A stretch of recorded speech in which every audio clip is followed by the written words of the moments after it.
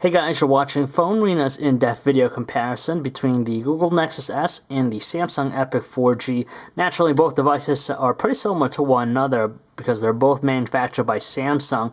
Most recently, we checked out the Google Nexus S. It's the latest Android flagship device out there, sporting Gingerbread, Android 2.3, while the Epic 4G still stands highly among all the other Samsung Galaxy S variants out there, just because it packs 4G connectivity and that usable keyboard. Since both smartphones are loosely based off the design of the original Samsung Galaxy S, they're going to share a lot of commonalities. Now, when you first look at it, it might look like they're both the same size, but when you hold the Epic 4G in your hands, you do sense its heftiness size. It actually measures in at 0.56 inches thick versus the 0.43 inch thickness of the Google Nexus S. So it's slightly a little bit larger to hold, and it is also heavier versus the Nexus S, which is slightly more compact looking.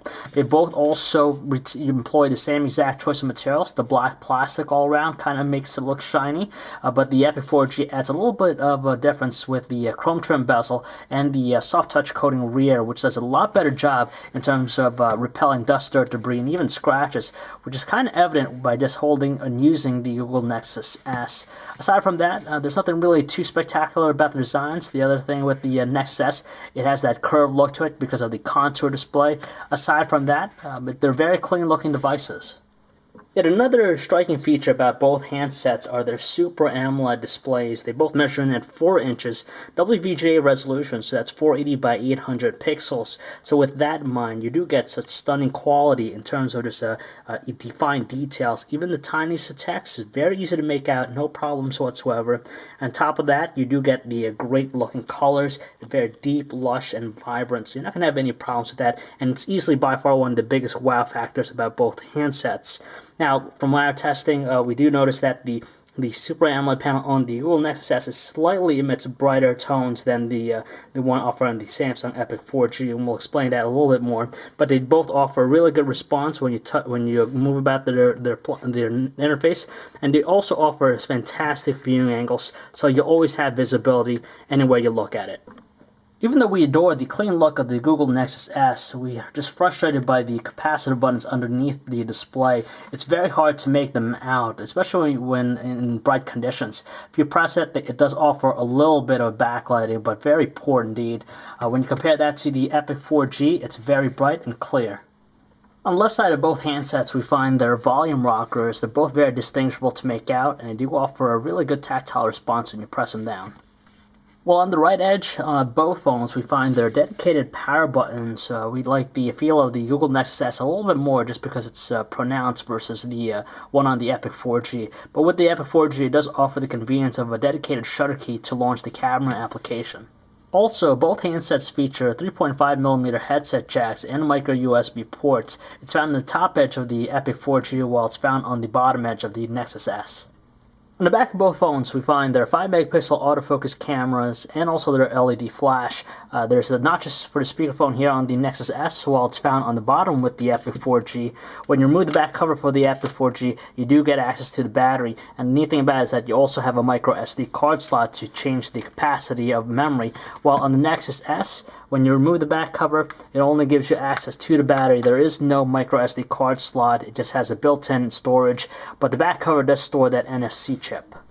Lastly, there's no arguing that text messengers will probably gravitate towards the Epic 4G just because it offers the convenience of its landscape-style keyboard. It's very usable, and keys are fairly large in size. There's enough space in between, and do offer a pretty good response when typing. As we mentioned earlier, the Google Nexus S has a slightly brighter display than the one offered on the Samsung Epic 4G, despite them being both Super AMOLED panels. We're just going to show you some sample photos here real quick, just to show you the level of output in terms of color and also luminance here. You definitely notice it when you're on a web page. It just seems like the Google Nexus S's display is a little bit brighter than what's seen on the Epic 4G. Still though, they do offer fantastic looking colors, very deep looking ones. It'll stand out easily when you look at it, and we're very happy with the pure black colors that they exhibit. Definitely one of the better looking displays out there in the market. If speed and response is something that you're looking for, then you'll find yourself at home with either handsets just because they both pack 1 GHz Cortex-A8 Hummingbird processors. So that basically makes moving about the platform very swift and efficient. As you tell, there's a high level of response with both devices, even while using an animated wallpaper. When you go to the app panel here, you'll notice the smooth scroll that they exhibit, very fluid, and you'll be very impressed by the level of output. There's no arguing that the newer handset has an advantage just because the Google Nexus S offers Android 2.3 Gingerbread versus the customized experience on the Samsung Epic 4G, which is still running Android 2.1 right now, with an update to Froyo eventually here very shortly. But it's very different as far as their personalized look. You get the stock Android experience with the Google Nexus S. It does offer a lot of personalization. You have the various widgets you could install on the home screen, different wallpapers, but they're pretty much, again, as a vanilla experience. Where on the Epic 4G, it has the Samsung TouchWiz UI running on top of Android 2.1. So some people might like it, some people might not, but they do offer still the same personalization with wallpapers, shortcuts, and folders, but they also implement Samsung-specific widgets, which can prove to be useful for some people out there. If you happen to be big on social networking, you'll be pretty satisfied with the offerings on both handsets, but the Epic 4G has a slight difference with it just because with the Samsung widgets, with the feeds and updates one here that you see, it'll aggregate a bunch of different content from Facebook and even Twitter and display it directly on the home screen, so you don't have to launch an app directly. In addition, you could even post a message directly to your Facebook and Twitter accounts, all from one place. Where on the Nexus S, you have to just download the specific apps, both Facebook and Twitter, but they still offer the same level of experience at their core. Seeing that both are Android-powered devices, setting up email is pretty simple. All that's required is just simply you providing your username and password, and automatically will set up. Sometimes it might ask you some specific piece of information, but the Gmail experience is going to be the same on both handsets. You'll have things like threaded view and all the other customary features you expect out of the application. If you're big into text messaging, there's no arguing that the Samsung Epic 4G is going to offer a better experience in that aspect just because it offers the convenience of a physical keyboard. On top of that, it also offers swipe, so it's going to have an interesting method of inputting text. Still, it is fairly quick. With the Google Nexus S, you could tell the keyboard is slightly smaller, but does implement the numbers on the first row to make it a little bit faster for you to input numbers. When you tilt it to landscape, they both offer a pretty good sizable keyboards. But as you can tell still, the Epic 4G's buttons are a little bit larger than the ones offered on the Nexus S. The web browsing experience on both handsets is actually quite fantastic just because they operate at a high level. Now the only advantage with the Google Nexus S is the fact that it has support for Flash 10.1 thanks to Gingerbread, whereas the Samsung Epic 4G lacks it, but does have a Flash Lite right now because it's powered by Android 2.1 Eclair, but Froyo should fix that very shortly.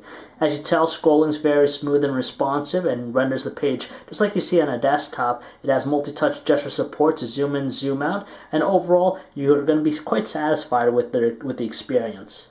There's nothing really different about their music players just because they use the stock one here. It'll display your songs by artists, albums, songs, or even specific playlists.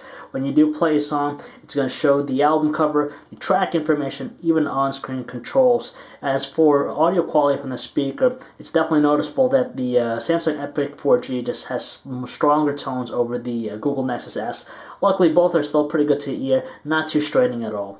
Thanks to their gorgeous looking Super AMOLED displays, watching videos no problem with either handsets thanks to their fast processors. The one we have here is encoded in MPEG-4 1280 by 720 resolution.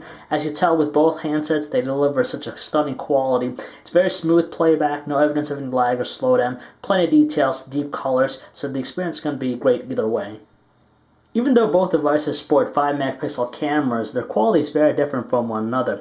On the top we have samples from the Samsung Epic 4G, while at the bottom are the ones from the Nexus S. In bright conditions, the detail is going to be the same, there's nothing going to be different, but the color production is very different. You can tell here the color is a little bit more distinctive and lush with the Epic 4G. We'll just continue to show you some more samples here to give you a better indication. Here, for example, with the television, it's displaying the pink colors. It's a little bit more washed out looking on the Nexus S versus the Epic 4G. And especially indoors, you'd notice it a lot more. It's quite gleaming, especially here. with the orange shirt. You can tell it's just looks like a little bit more overexposed with the Nexus S. And on top of that, even the flash on the Epic 4G seems to do a little bit better job than the Google Nexus S. Surprisingly, both devices excel in the calling quality department. With the earpiece, we heard some very distinctive sounding voices, and our callers did say our voice did sound clear and static-free on their end, so conversing is no problem with either devices. But the Samsung Epic 4G speakerphone is just slightly louder than what's offered on the Nexus S.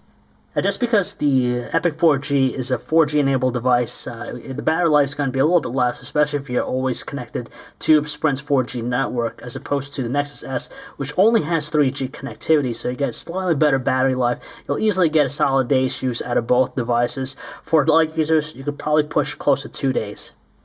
It's very difficult to gauge which device is the superior one just because they share a lot of hardware and design elements with one another.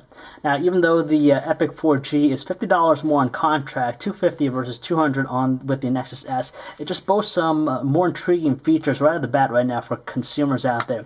It offers the convenience of that usable physical keyboard. On top, it has Sprint WiMAX 4G connectivity, so it really sets the bar where it's something that's lacking on the Google Nexus S, but it does happily sport the latest version of the platform, Android 2.3 Gingerbread, and has unique features like the NFC chip. Both devices have front-facing cameras, so you could do video chat, and they share a lot of common hardware like the 1 GHz processors, the Super AMOLED displays, and everything you'd expect out of these Galaxy S-like devices.